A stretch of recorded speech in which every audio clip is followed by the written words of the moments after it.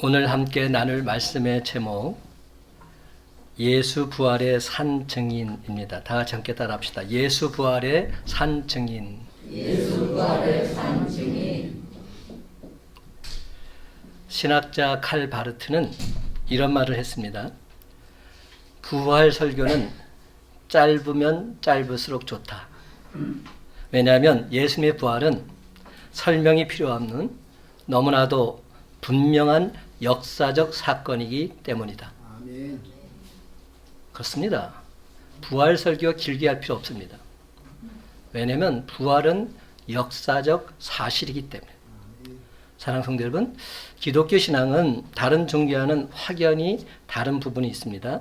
가르침이나 윤리는 비슷할 수 있습니다. 그러나 다른 종교는 죽음의 문제에 답을 주지 못합니다. 하지만 기독교 신앙은 사망 권세를 이긴 부활과 생명을 말하고 있습니다. 왜냐하면 예수님께서 사망 권세 이기시고 부활하셨기 때문입니다. 아멘. 기독교 신앙은 사상이나 관념 위에 서 있지 않습니다.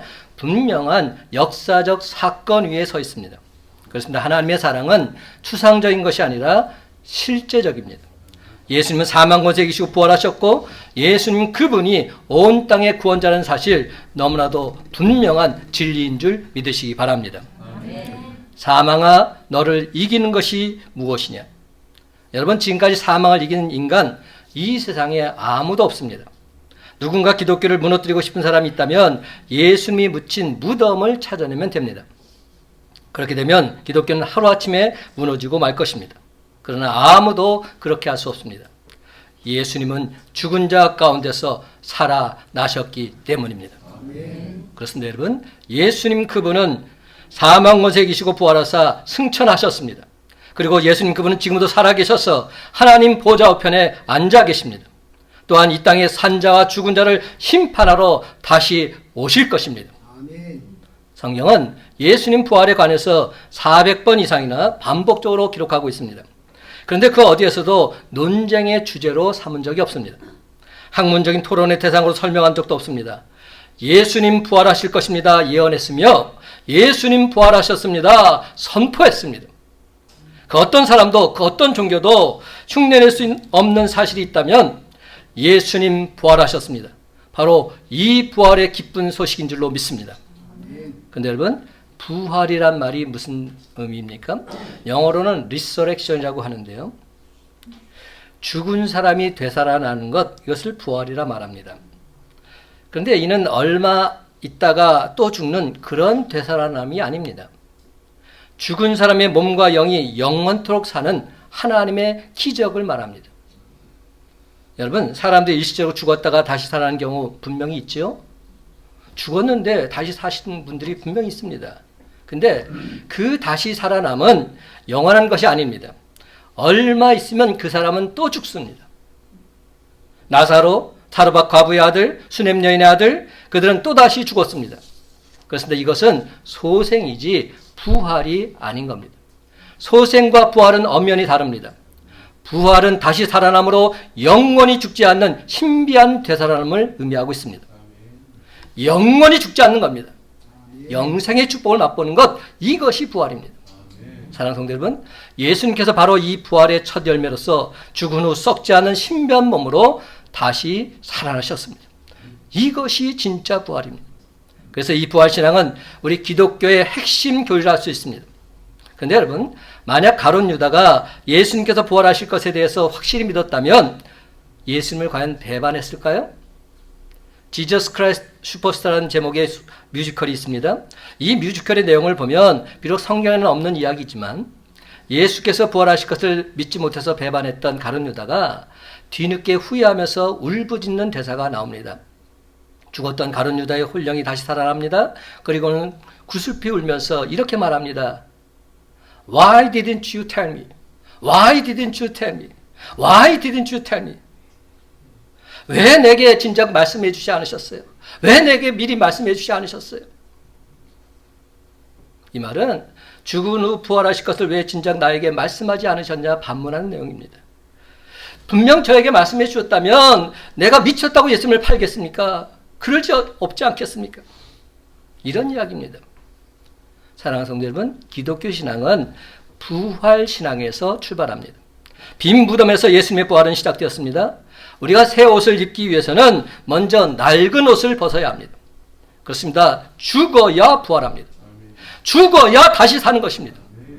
나의 허물과 죄와 못된 버릇과 욕심과 교만을 다 십자가에 못 박아서 나의 옛사람이 먼저 죽어야 새로운 피조물이 될 수 있는 것입니다. 그런데 여러분, 우리 예수 믿는 자들 가운데서도 부활을 믿지 않는 사람들이 있습니다. 어떤 사람들은 나는 예수를 믿을 수는 있어도 부활한 예수는 믿을 수 없어, 이렇게 말하는 사람도 있습니다. 분명히 알아야 할 것은 예수는 믿어도 부활한 예수를 믿지 못하는 신앙, 참된 신앙이 아닙니다. 예수는 믿는데 부활한 예수를 못 믿는다, 이것은 믿지 않는 겁니다. 이게 불신자죠. 예수께서 부활하심을 믿지 못한다면 이것은 아예 믿지 않는 겁니다. 세상 많은 사람들이 예수를 알고 있습니다. 그러나 예수를 알고 있다고 해서 그들의 인생이 바뀌는 것은 아닙니다. 예수를 아는 사람들은 2000여 년 전에 예수를 알고 있을 뿐입니다. 부활하신 예수를 믿지 못하는 사람은 지금까지도 예수 부활의 중요성을 깨닫지 못합니다. 그러므로 오늘 시간 분명히 말씀드립니다. 예수 부활은 한낱 옛날 이야기가 아닙니다. 부활신앙은 기독교에 있어서 가장 중요한 교리요 핵심 진리입니다. 그렇다면 2000년 전에 십자가에서 죽으셨다가 사흘 만에 부활하신 예수 사건이 도대체 왜 우리 모두에게 가장 중요한 사건이 될까요? 사랑하는 성도 여러분, 예수님께서 사망과 이기시고 다시 사신 부활주일에 저와 여러분 모두 다 이 부활의 의미를 분명히 깨달아 알아서 예수 부활의 산 증인으로 온전히 세워지게 되시기를 예수님의 이름으로 간절히 축원합니다. 첫째로 예수 부활은 죽음의 권세에서 우리를 자유롭게 합니다. 그렇습니다. 예수 부활은 죽음의 권세에서 우리를 자유롭게 해줍니다. 여러분, 예수님이 이 땅에 오신 이유는 무엇입니까? 저와 여러분 우리를 구원하시기 위해서였습니다. 그런데 무엇으로부터 우리를 구원해 주시겠다고 말씀하십니까? 마태복음 1장 21절, 아들을 낳으리니 이름을 예수라 하라. 이는 그가 자기 백성을 그들의 죄에서 구원할 자심이라 하니라. 그들의 죄에서, 바로 우리를 죄에서 구원해 주시겠다는 겁니다. 만약 부활이 없었다면 우린 여전히 죄 가운데 있을 수밖에 없습니다. 사도 바울은 고린도전서 15장 17절에서 그리스도께서 다시 살아나신 일이 없으면 너희의 믿음도 헛되고 너희가 여전히 죄 가운데 있을 것이다 말씀합니다. 여러분, 세상에서 나를 위해 죽을 수 있는 사람 얼마나 될까요? 물론 나를 위해 죽을 수 있는 사람이 있을 수도 있습니다. 그러나 만에 하나 나를 위해 죽어줄 수 있다 할지라도 내 죄는 어찌할 수 없습니다. 그가 내 대신 죽었다고 해서 내 죄가 없어집니까? 아니지요. 또한 여러분, 죽었다가 다시 살아날 수 있는 사람 이 세상에 아무도 없습니다. 내 부모든 자식이든 그 누구라 할지라도 나를 위해서 생명을 포기할 수는 있어도 다시 살 수는 없습니다. 그러나 예수님은 날 위해 죽으시고 날 위해 다시 사셨습니다. 여러분, 이것이 중요합니다. 예수님이 죽으셨다가 다시 살아나지 못하셨다면 우린 여전히 죄 가운데 남아있을 수밖에 없습니다. 율법 아래에서 은혜 없는 삶 속에서 자기 자신을 가두고 살아갈 수밖에 없는 것입니다. 그러나 예수님께서 다시 살아나심으로 저와 여러분을 죄의 권세에서 자유롭게 해주신 줄 믿으시기 바랍니다. 아담이 범죄함으로 세상에 죄가 들어왔으며 사망이 들어왔습니다. 그리고 이 사망의 권세가 우리를 지배했습니다. 따라서 그 누구도 죄의 권세에서 자유함을 누렸던 사람 하나도 없습니다. 죄의 권세 아래에 있으므로 우리 모두는 하나님과의 단절을 경험할 수밖에 없었습니다.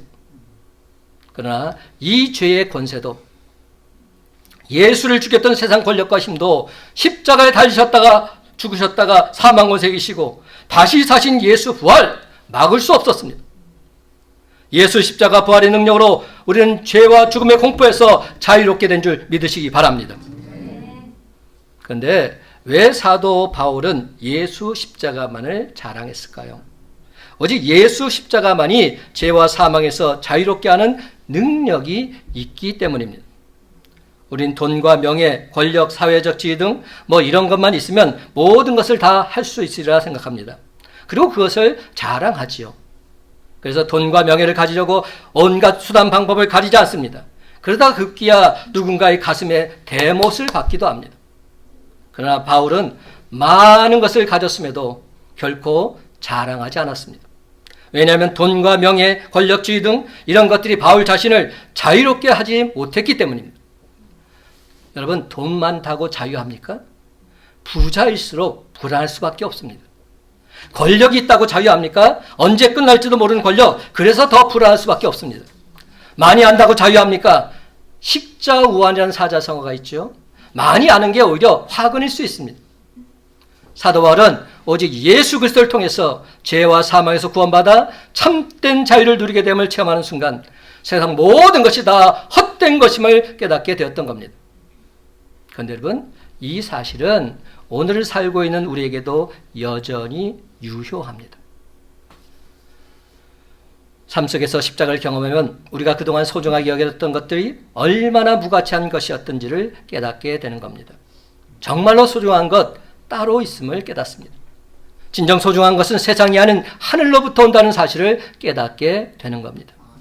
그렇습니다. 부활을 경험하게 되면 세상에서 가치 있는 것들보다 더 귀한 것이 있음을 분명히 깨닫게 되는 것입니다. 사랑하는 성도 여러분, 오늘 시간 우리가 집착하고 있는 세상적인 것은 죄악의 권세 아래 머물게 한다는 사실 꼭 기억하시기 바랍니다. 그렇습니다, 여러분. 예수 믿는 우리에게 있어서 십자가와 부활은 가장 귀한 것일진데 이를 통해서 죽음의 권세로부터 벗어나 주 안에서 참된 자유함을 누리는 저와 여러분의 복된 삶이 다 되시기를 예수님의 이름으로 간절히 축원합니다. 두 번째로 예수 부활은 절망에서 소망으로 인도합니다. 그렇습니다. 예수 부활은 절망에서 소망으로 우리를 인도해 줍니다. 여러분, 예수님께서 제자들과 함께 예루살렘 성으로 들어갈 때 제자들은 속으로 승리 함성을 지르고 있었을 겁니다. 왜냐하면 많은 사람들이 호산나 외치면서 예수 그리스도를 환영하는 모습을 보았기 때문이지요. 이제는 그토록 원했던 자기들의 세상이 도래하리라 생각했을 겁니다. 아마도 제자들은 한 자리씩 하리라 생각했을런지도 모릅니다. 그러나 예수님께서 마지막으로 제자들과 만찬하는 그 시간, 제자들은 왠지 모르게 불안감에 쌓였습니다. 예수님께서 자기가 팔려 죽게 될 것을 예고해 주셨기 때문에. 그러던 중 이제는 막연했던 불안감, 현실로 닥치고 말았습니다. 예수님께서 정말로 가룟 유대에 의해서 팔리고 붙잡혀 죽게 된 겁니다. 하루아침에 모든 희망이 물거품이 되고 말았습니다. 그들은 절망했습니다. 뿔뿔이 흩어져서 각자의 고향으로 갈 수밖에 없었습니다. 사람들의 손가락질이 두려웠습니다. 너희들이 따르던 예수가 십자가에 못 박혀 죽었다. 너희들도 함께 십자가에 못 박혀 죽어야만 한다. 수많은 사람들의 외침이 환청처럼 계속 들려왔을 것입니다. 이제는 정말 이제 숨어 있을 수밖에 없었습니다. 그래서 제자들 중에는 집에 틀어박혀 있는 사람들도 있었습니다. 로마 병사들이 자신들을 잡아 죽일까 봐 살고자 숨어 있었습니다. 또 어떤 제자들은 자신들이 예수를 따르기 전에 가졌던 직업 현장으로 돌아갔습니다. 이제 새로운 나라는 이미 물 건너갔어. 더 이상 아무 희망도 없으니까 고향에 가서 고기나 잡아야겠어. 이러면서 돌아간 사람도 있었습니다. 모두들 고개를 숙인 채 돌아갈 수밖에 없었지요. 특별히 평소에 예수님의 사랑을 받던 여인들은 흘러내리는 눈물을 참을 수 없었습니다. 그래서 하염없이 울기만 했습니다. 한마디로 예수님을 따르던 모든 사람들, 죽음보다 더 큰 절망 속에 빠져들게 된 겁니다. 그런데 참으로 놀랍게도 예수님의 부활은 바로 이 시점에 이루어졌습니다. 모든 희망이 다 곤두박질 칠 때, 그래서 절망만이 남아있을 때 예수님께서 부활하셨습니다. 바로 그 순간 절망이 제자들에게 희망으로 다가오게 된 겁니다. 손가락질 받던 십자가가 이제는 영광이요 자랑의 십자가가 된 겁니다. 실패요 완전한 패배라고 느껴져서 엄청나게 길게만 느껴졌던 그 시간 지나고 보니까 3일이라는 짧은 시간에 불과했습니다. 사랑하는 성도 여러분, 예수님의 십자가 죽음과 부활은 제자들에게 엄청난 승리를 가져다 준 줄 믿으시기 바랍니다. 돌이킬 수 없는 상황이 돌이킬 수 있는 상황으로 바뀌게 된 겁니다. 마치 죽었던 자식이 돌아와서 마당에 서 있는 것만 같습니다. 그렇습니다. 부활은 제자들의 어두워졌던 눈을 다시금 활짝 밝혀주었습니다. 여러분, 엠마 도상의 두 제자 기억하시지요? 절망과 슬픔에 빠져서 넋을 잃은 채 고향으로 향했던 제자들 말입니다. 예수님은 그들에게 나타나셔서 그들의 어두운 눈을 밝히시고 마음을 뜨겁게 해주십니다. 베드로 기억하시죠? 예수님은 자신을 3번이나 모른다 부인했던 베드로에게 나타나셨습니다. 그리고는 그를 책망하시기보다는 이렇게 말씀하십니다. 내가 나를 사랑하느냐? 내 양을 치라. 내 양을 먹이라. 3번이나 말씀하셨지요. 여기서 우리는 낙심했던 베드로를 위로하시는 우리 주님의 부드러운 음성을 들을 수 있습니다. 무덤가에 예수님을 찾아온 여인들을 기억하십니까? 예수님은 그 여인들에게 두려워하지 말라고 말씀하시면서 너희에게 평강이 있을지어다 샬롬 축복해 주셨습니다. 부활하신 주님의 나타남은 예수님을 만난 모든 사람들에게 가장 큰 절망, 돌이킬 수 없는 상황, 생각조차도 하기 싫은 상황, 거기에서 이 모든 것은 다시금 돌이킬 수 있는 어마어마한 하나님의 약속임을 깨닫게 해준 겁니다.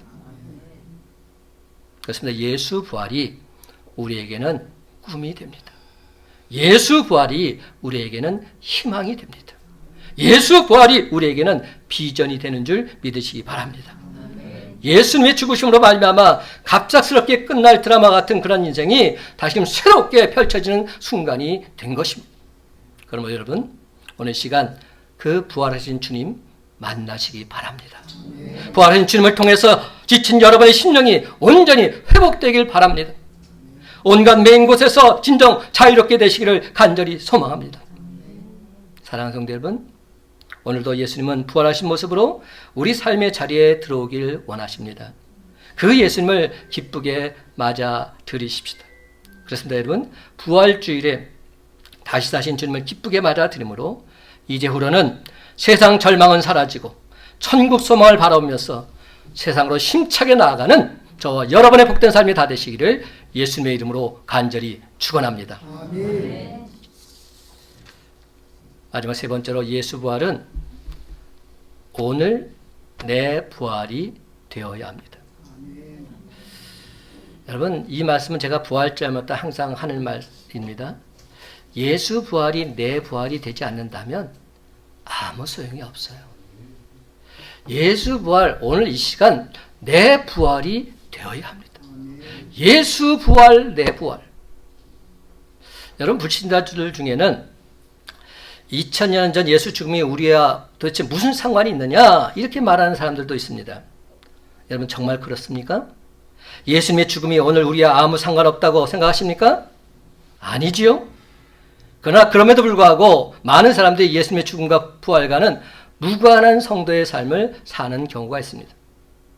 예수님의 부활이 우리 가운데 나타나지 않기에 세상 사람들이 교회에 손가락질하고 있는 것은 아닐까요? 그러면 여러분, 예수님의 부활이 우리 삶 속에 나타나는 그런 삶을 살아가시길 간절히 소망합니다. 그렇다면 예수님의 부활이 우리의 삶 속에 나타나는 삶, 과연 어떤 삶을 말할까요? 부활하신 주님이 제자들에게 이렇게 말씀하셨어요. 요한복음 20장 21절 22절 말씀.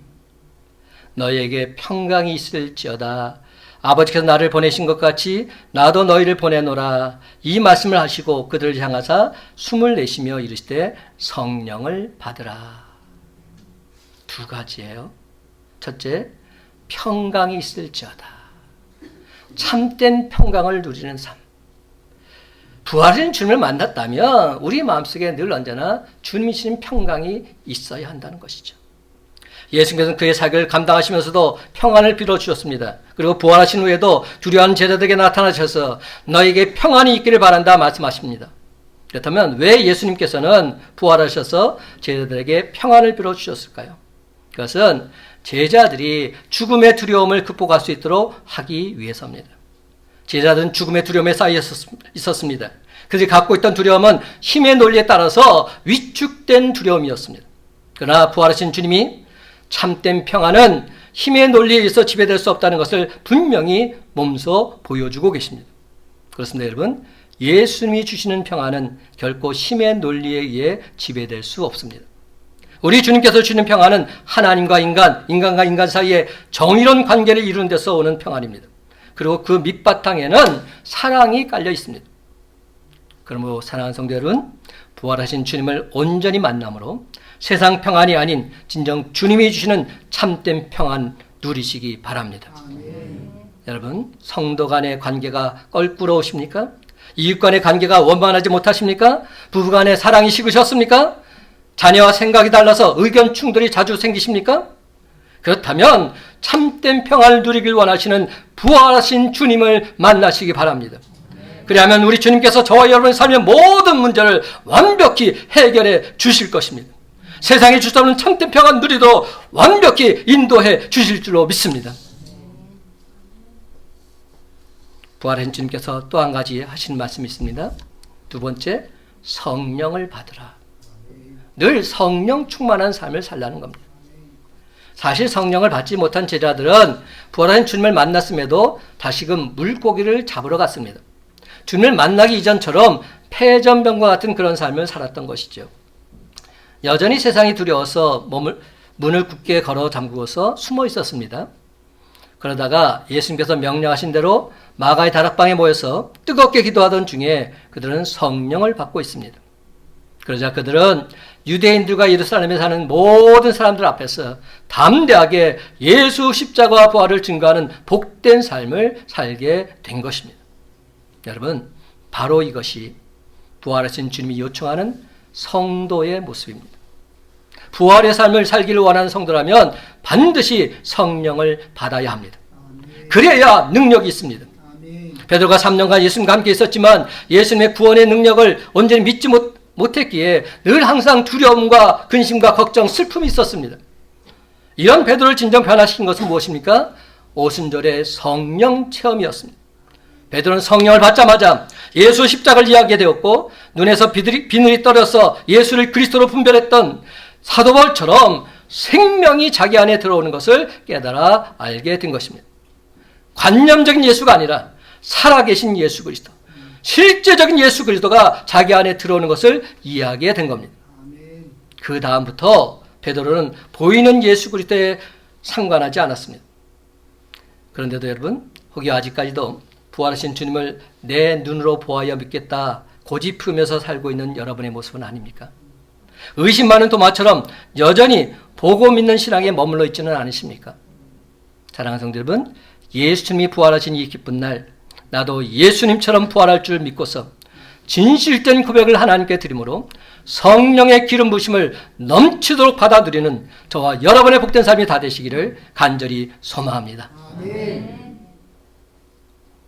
마지막 세 번째, 그럼 우리는 어떻게 살아야 됩니까? 예수 부활하셨습니다. 예수 부활을 전하는 삶을 살아야 하겠죠. 아멘.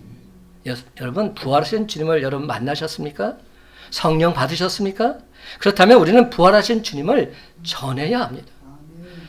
그렇습니다. 부활하신 주님이 내 삶의 능력이 되신다면 그 복된 소식을 힘써 전하게 되어 있는 겁니다. 전하지 않고 가만히 있으면 부활한 주님을 만났다 말할 수 없습니다. 성령 받았다 말할 수 있는 것 아닙니다. 어떻게 부활의 기쁨이 우리와 함께 하는데 전하지 않을 수 있단 말입니까? 예수님께서 이렇게 말씀하셨습니다. 사도행전 1장 8절, 오직 성령이 너희에게 임하시면 너희가 권능을 받고 예루살렘과 온 유대와 사마리아 땅 끝까지 이르러 내 증인이 되리라. 분명한 메시지입니다. 성령이 나에게 임하면 나는 권능을 받습니다. 주님 주신 권세와 능력을 받습니다. 그리고 예루살렘과 온 유대와 사마리아 땅 끝까지 이르러 예수 증인이 됩니다. 아멘. 내가 성령 충만하다고 말하면서도 내가 주님이 주신 권세와 능력을 받지 못하고 예수 증인이 되지 못한다면 그 사람은 성령 받은 사람 아닙니다. 비록 부활이 우리 이성적인 지식으로 설명될 수 있는 것은 아니지만 그럼에도 불구하고 우리는 예수님 부활하셨습니다. 나도 부활할 줄로 믿습니다. 아멘. 우리도 부활할 줄로 믿습니다. 아멘. 힘써 전해야 합니다. 아멘. 예수 부활이 합리적이지 못하다고 해서 우리가 그 부활을 전하지 않는다면 하나님께서 과연 우리에게 뭐라고 말씀하실까요? 이렇게 말씀하실 것 같아요. 내가 너를 구원하는 것, 이거 합리적이냐? 너 같은 놈, 내가 구원하는 것, 이게 합리적이냐?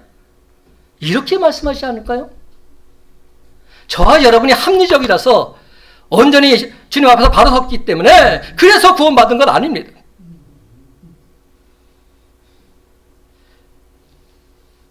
하나님 말씀에 불순종하고, 아니 하나님과 원수가 되었음에도 불구하고 하나님께서 우리를 불쌍히 여겨주셔서 구원해 주셨어요.